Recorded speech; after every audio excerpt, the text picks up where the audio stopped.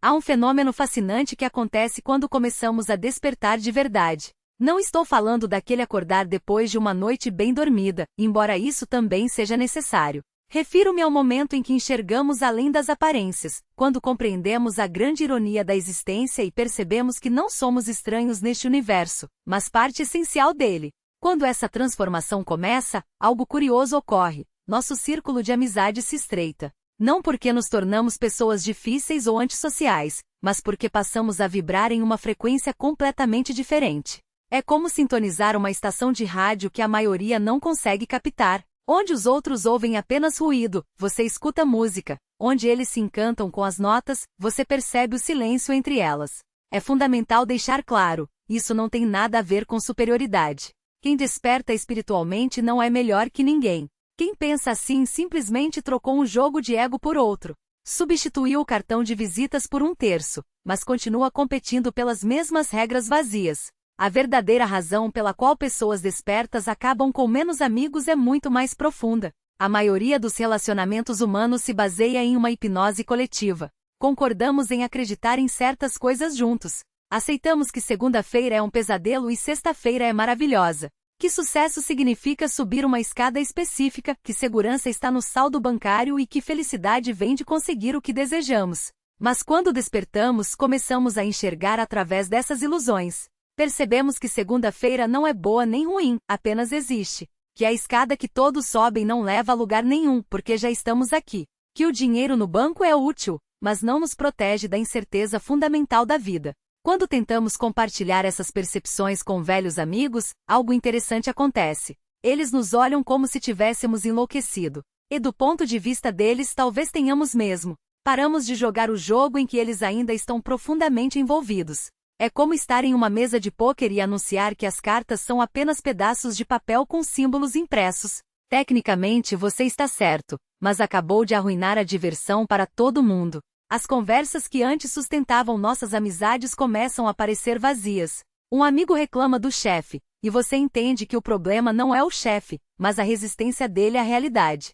Um colega se angustia com o filho entrando na faculdade certa, e você vê que a ansiedade é sobre a própria vida não vivida, não sobre o futuro do jovem. Um vizinho se vangloria do carro novo, e você reconhece ali uma tentativa desesperada de se sentir importante em um universo aparentemente indiferente. Poderia apontar tudo isso, tentar despertá-los, mas logo aprendemos uma lição valiosa: ninguém quer ser acordado. O próprio Buda dizia que só podia mostrar o caminho, não percorrê-lo por ninguém. As pessoas estão profundamente apegadas aos seus sonhos, mesmo quando são pesadelos. Principalmente quando são pesadelos, porque pelo menos o pesadelo é familiar. Você se vê em uma posição peculiar, vive no mesmo mundo que todos, mas o experimenta de forma diferente.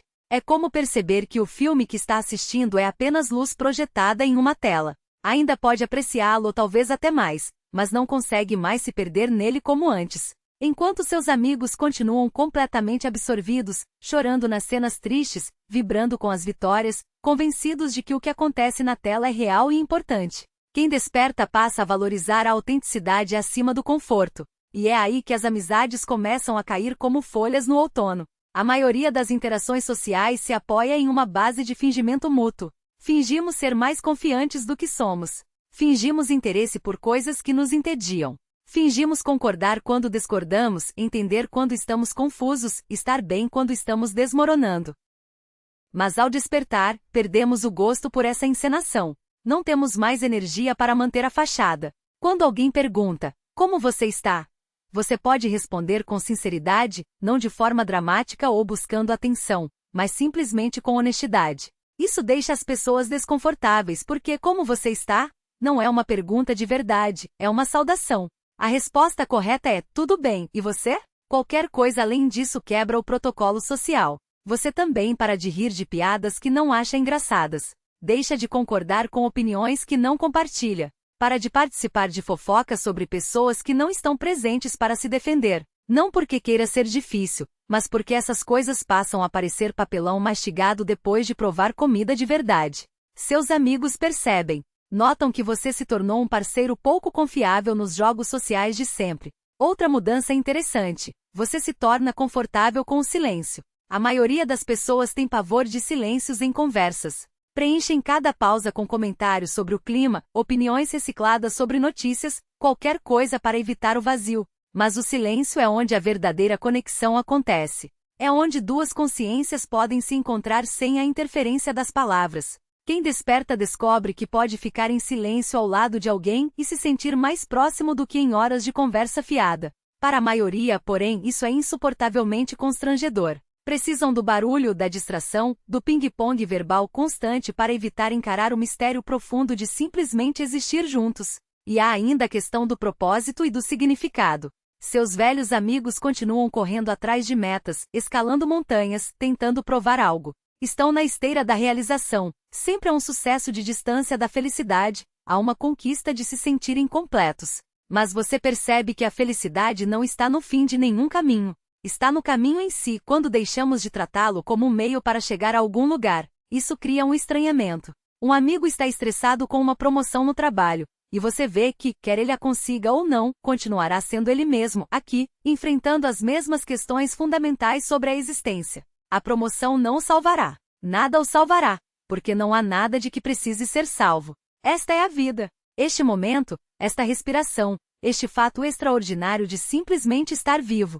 Mas você não pode dizer isso. É uma ilusão útil. Eles entendem que a ansiedade de tentar moldar o futuro é como tentar segurar a água com as mãos. Quanto mais apertam, mais escapa entre os dedos. E no entanto, seus amigos continuam a tratar a vida como um projeto a ser gerenciado, um quebra-cabeça cujas peças precisam ser forçadas a se encaixar. Você os vê planejando férias com meses de antecedência, como se o prazer estivesse no itinerário e não na brisa que tocará seus rostos naquele instante.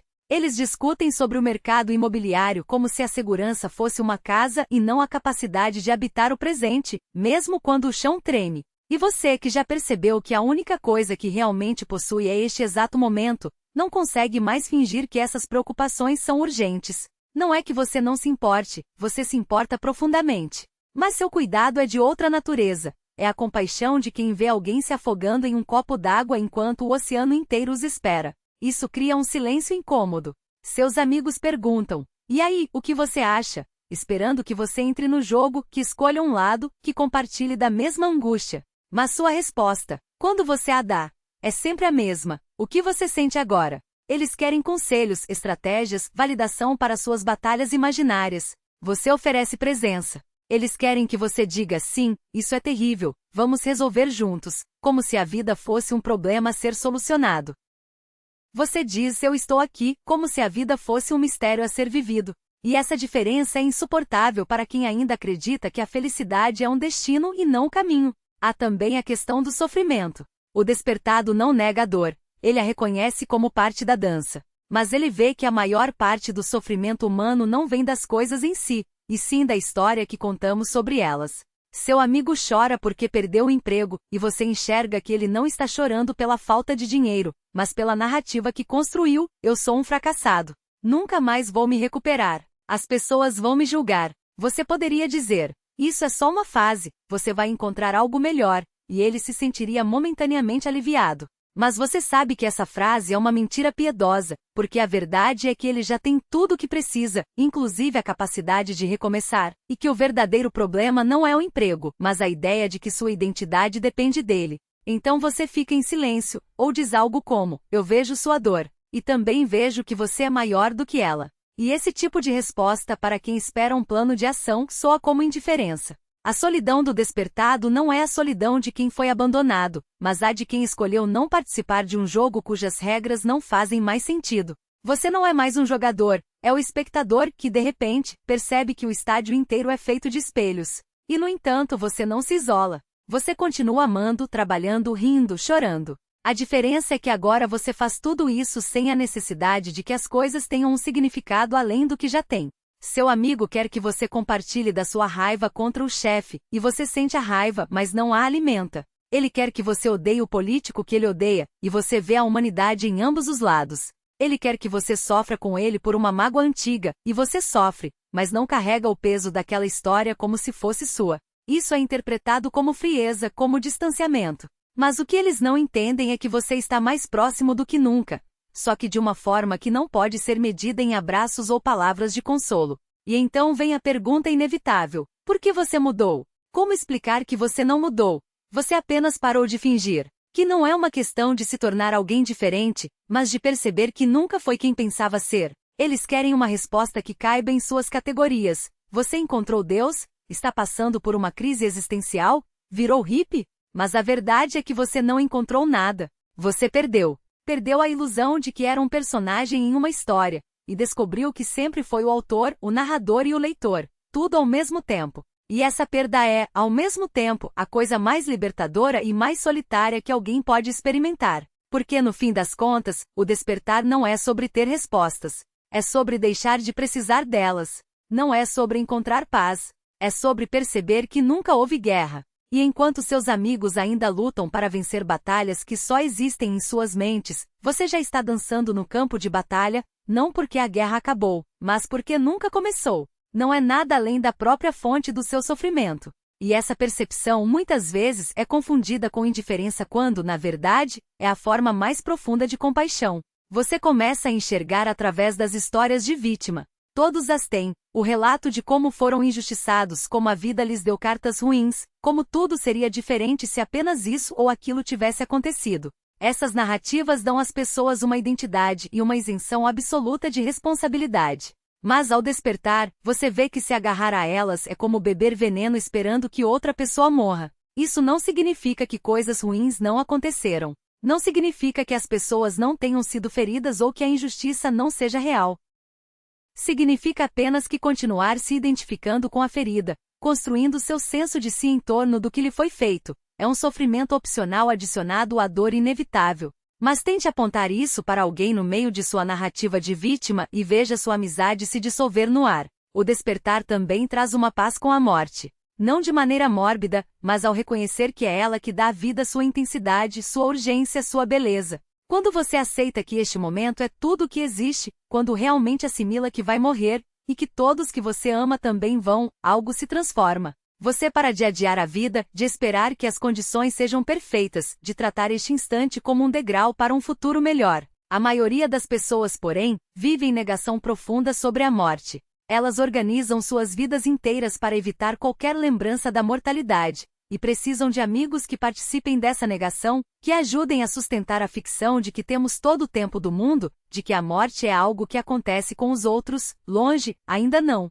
Quando você para de participar dessa negação, quando vive com a morte como uma companheira íntima que torna cada momento precioso, as pessoas o acham perturbador. Você as lembra do que elas tentam esquecer. Sua presença é uma interrupção indesejada em seu elaborado sistema de evasão. O despertar não torna alguém frio, indiferente ou isolado por escolha. Na verdade, a pessoa pode amar mais profundamente do que nunca, mas é um amor de outra natureza. Não é carência disfarçada de afeto, nem transação camuflada de cuidado. Não é duas pessoas se usando para evitar encarar a si mesmas. É um amor que enxerga o divino em todos, que reconhece a mesma consciência olhando através de todos os olhos, que não exige nada em troca. E esse tipo de amor, muitas vezes, é demais para as pessoas. Elas se sentem mais confortáveis com o amor condicional ao qual estão acostumadas. Eu te amo se você me fizer sentir bem, se concordar comigo, se refletir de volta a imagem que quero ver. Então, o que faz quem despertou?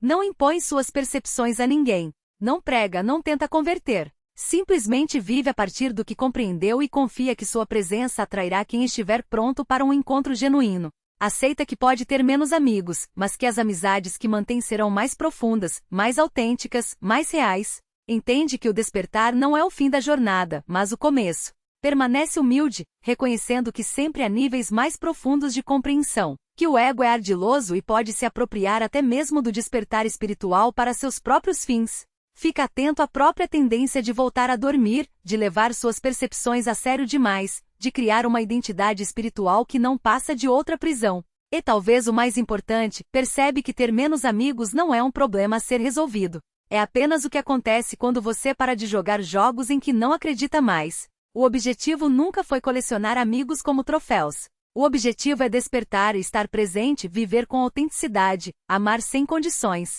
E se isso significar passar mais tempo sozinho, que seja. Porque no fundo, você nunca está realmente sozinho. Como poderia estar? Você é o universo experimentando a si mesmo. É a consciência eterna brincando de ser uma pessoa temporária. É o infinito usando a máscara do finito. E quando você sabe disso, realmente sabe, a pergunta sobre quantos amigos você tem se torna irrelevante, não é mesmo?